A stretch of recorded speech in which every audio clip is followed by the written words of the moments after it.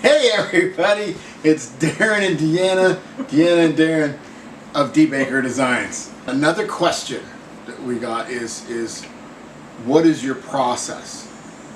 Now Deanna has blogged a couple times this week, the process in dealing with the client. I think that this particular question is geared to what's our process and how do we work. So let's take the meeting. We've met with you, we've agreed with you what you want, what you don't want, what you like, what you don't like, colors, all of that stuff.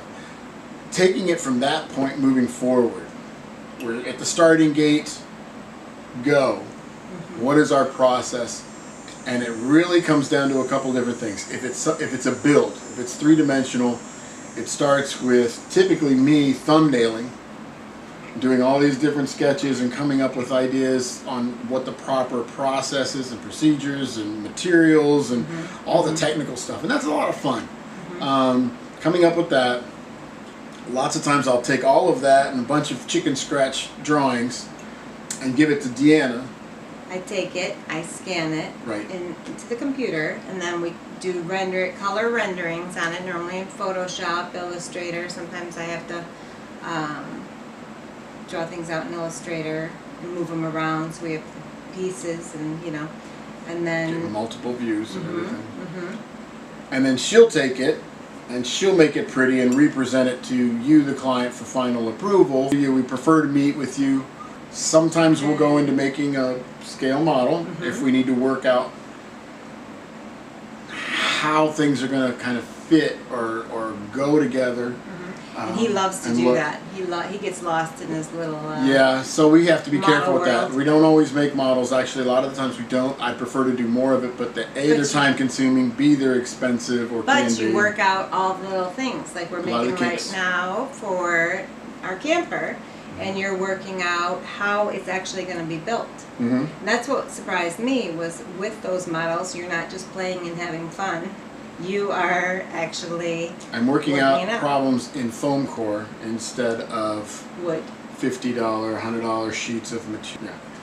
Then we typically go into the builds, and sometimes it'll be a couple of days, a couple hours, a couple of weeks. Sometimes it's a couple of months, depending on the size of the project. So we get that build done, or parts of it done, and then she'll typically come in. Deanna will typically come in and start doing a bunch of the finish work. So it's a lot of tag back and forth on what it is. She'll do finishing details, that sort of thing. And then we deconstruct. We take it to the site and we reconstruct again. So that's a lot of the process, unless we're building on site, which most of the time we don't. Most of the time we are in the shop. So if you see us and we come visit you and you see me wander off with a tape measure measuring doors, it's not just because I'm weird.